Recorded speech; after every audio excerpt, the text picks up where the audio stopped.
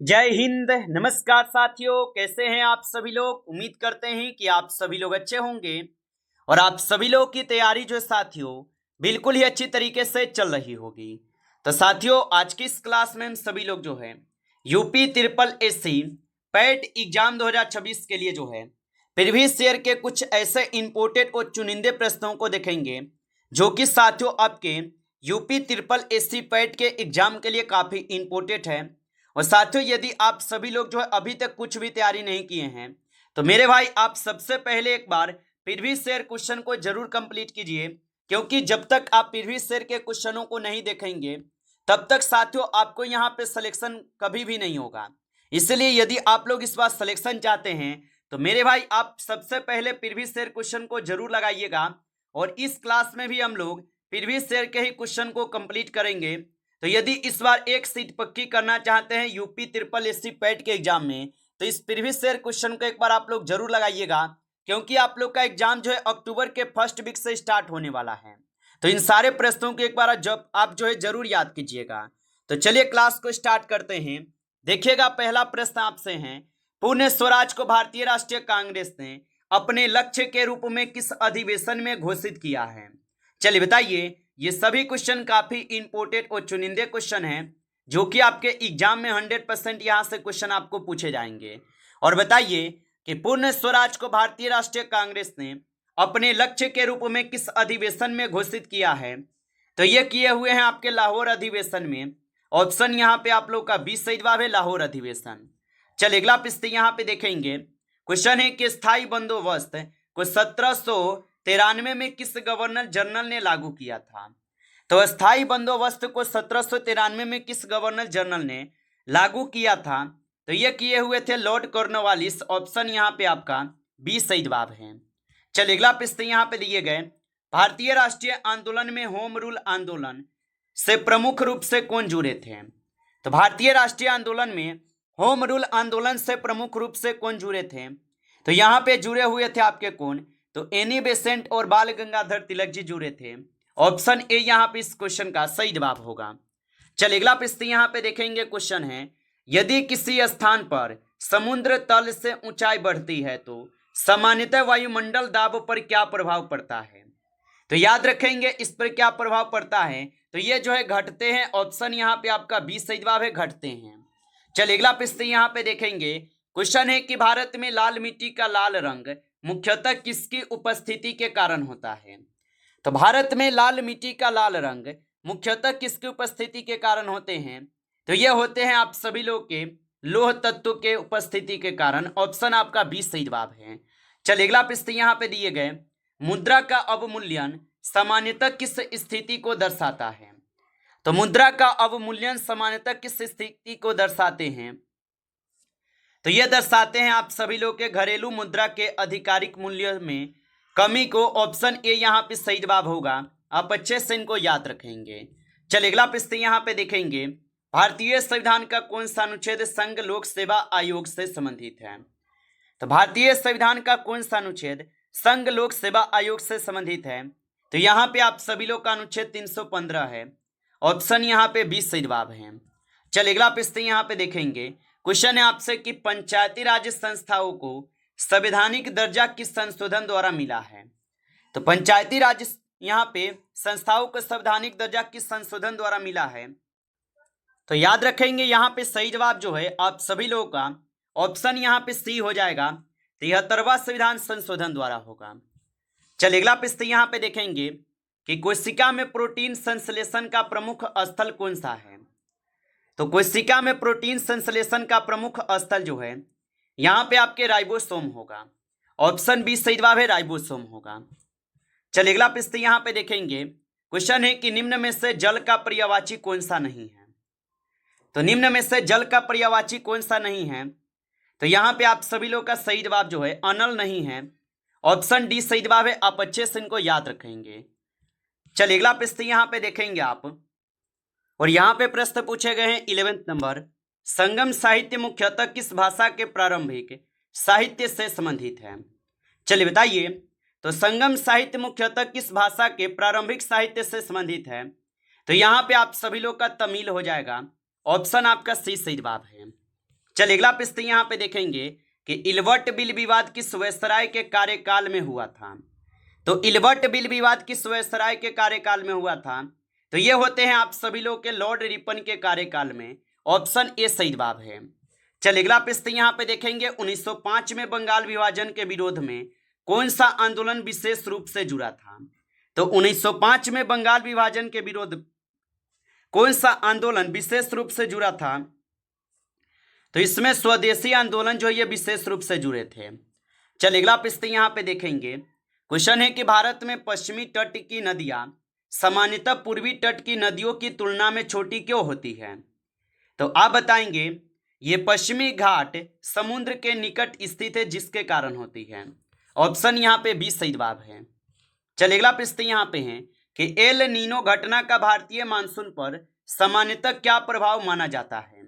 चलिए बताइए। और आप अभी तक इस क्लास को लाइक नहीं किए हैं तो क्लास को एक बार आप जरूर लाइक कर लीजिएगा। नए हैं आप इस चैनल पे तो चैनल को सब्सक्राइब करके ऑल नोटिफिकेशन को ऑल पे दबा के जुड़ जाइए, जिससे कि जब भी कोई नई क्लास हो सबसे पहले क्लास का नोटिफिकेशन आपके पास पहुंच सके। तो चैनल को सब्सक्राइब कर लीजिएगा। और बताइए कि एल नीनो घटना का भारतीय मानसून पर सामान्यतः क्या प्रभाव माना जाता है। तो याद रखेंगे मानसून को कमजोर करने की प्रवृत्ति होगा।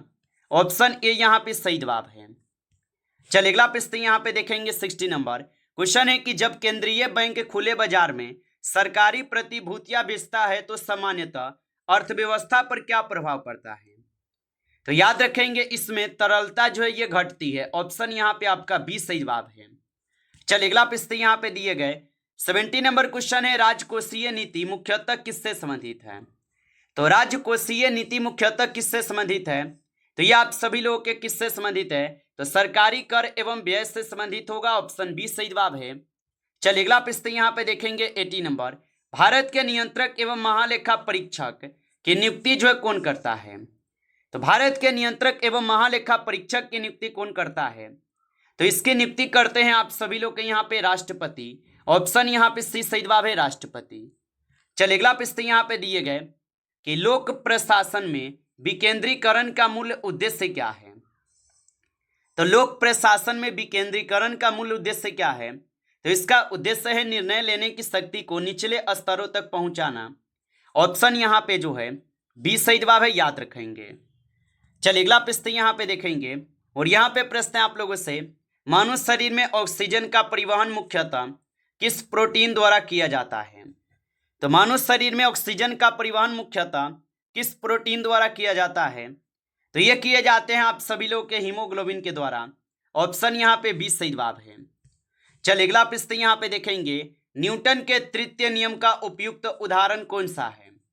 तो न्यूटन के तृतीय नियम का उपयुक्त उदाहरण कौन सा है। तो यहाँ पे आप सभी लोग का बंदूक से गोली चलने पर पीछे की ओर झटका देना, ये इसका तृतीय नियम का उदाहरण है। चलिए अगला प्रश्न यहाँ पे है कि निष्पक्ष शब्द में उपसर्ग कौन सा है। तो निष्पक्ष शब्द में उपसर्ग जो है यहाँ पे निस हो जाएगा। ऑप्शन आपका बी सही जवाब है, याद रखेंगे। चलिए अगला प्रश्न यहाँ पे देखेंगे। क्वेश्चन है आप लोगों से 23।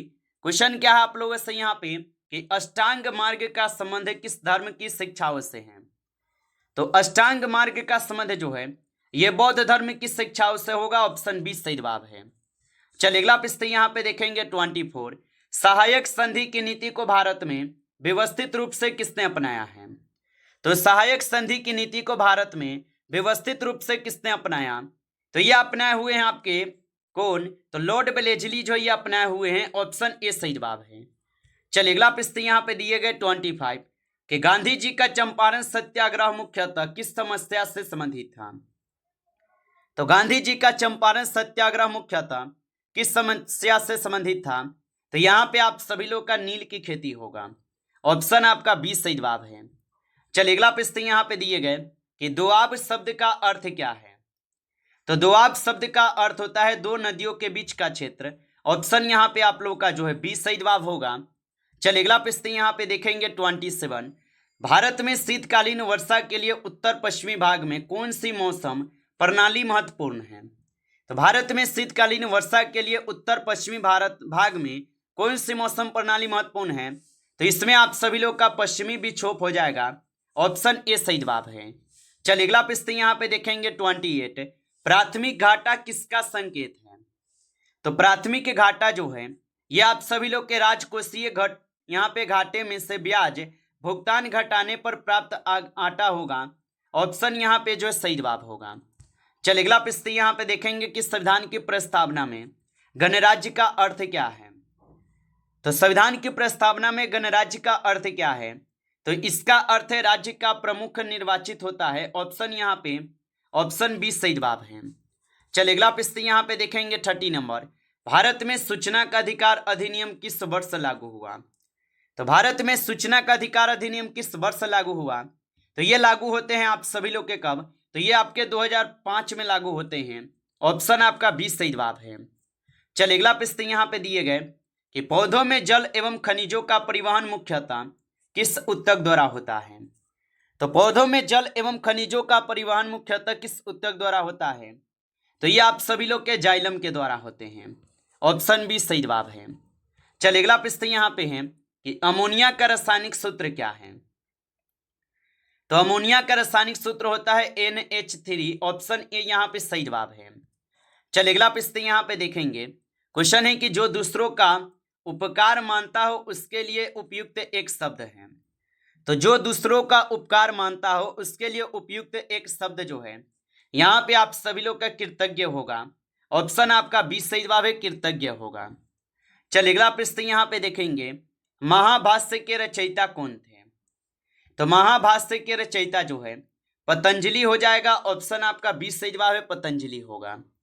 चलिए अगला प्रश्न यहाँ पे है भारतीय परिषद अधिनियम 1909 को किस नाम से जाना जाता है? तो भारतीय परिषद अधिनियम 1909 को किस नाम से जाना जाता है? तो इसे जानते हैं यहाँ पे मार्ले मिंटो सुधार के नाम से। ऑप्शन आपका बी सही जवाब है। चलिए अगला प्रश्न यहाँ पे देखेंगे कि ऋग्वेदिक समाज में विद्वत शब्द मुख्यतः किस प्रकार की संस्था को इंगित करता है? तो ऋग्वेदिक समाज में विद्वत शब्द मुख्यतः किस प्रकार की संस्था को इंगित करता है? तो ये करते हैं आप सभी लोग के जनसभा सामुदायिक संस्था को। ऑप्शन यहाँ पे बी सही जवाब है। चलिए अगला प्रश्न यहाँ पे दिए गए प्रश्न है कि भारत में कर्क रेखा कितने राज्यों से होकर जो है गुजरती है? तो भारत में कर्क रेखा कुल 8 राज्यों से होकर गुजरती है, याद रखेंगे। चलिए अगला प्रश्न यहाँ पे दिए गए क्वेश्चन है यदि मांग में परिवर्तन की तुलना में कीमत में अधिक परिवर्तन होता है तो मांग को किस प्रकार की लोच वाला कहा जाएगा? तो इसे कहे जाएंगे आप सभी लोग के क्या यहाँ पे? तो इसे कहेंगे लोचदार। ऑप्शन यहाँ पे सही जवाब है। चलिए अगला प्रश्न यहाँ पे देखेंगे 39। भारत में जिला प्रशासन का प्रमुख अधिकारी सामान्यतः किस नाम से जाना जाता है? तो भारत में जिला प्रशासन का प्रमुख अधिकारी सामान्यतः किस नाम से जाने जाते हैं? तो ये जाने जाते हैं आप सभी लोग के जिला अधिकारी कलेक्टर के नाम से। ऑप्शन ए सही जवाब है। चलिए अगला प्रश्न यहाँ पे देखेंगे 40 नंबर। मानव शरीर में रक्त का थक्का जमाने में मुख्य भूमिका किसकी होती है? तो मानव शरीर में रक्त का थक्का जमाने में मुख्य भूमिका किसकी होती है? तो इसमें मुख्य भूमिका होती है आप सभी लोग के प्लेटनेस। ऑप्शन यहाँ पे सही जवाब है, प्लेटनेस का होता है। नमस्कार साथियों, इस क्लास में टॉप आपके 40 क्वेश्चन थे जो काफी इंपॉर्टेंट क्वेश्चन थे। साथियों यदि आपको ये क्लास अच्छा लगा हो तो इस क्लास को लाइक कर लेंगे। नए जुड़े हैं आप इस चैनल पे तो चैनल को सब्सक्राइब करके ऑल नोटिफिकेशन को ऑल पे दबा के जुड़ जाइए, जिससे कि जब भी कोई नई क्लास हो सबसे पहले क्लास का नोटिफिकेशन आपके पास पहुंच सके। तो चैनल को सब्सक्राइब कर लीजिएगा। चलिए फिर मिलते हैं आपसे एक नेक्स्ट टॉपिक के साथ नेक्स्ट क्लास में। तब तक के लिए जय हिंद, जय भारत।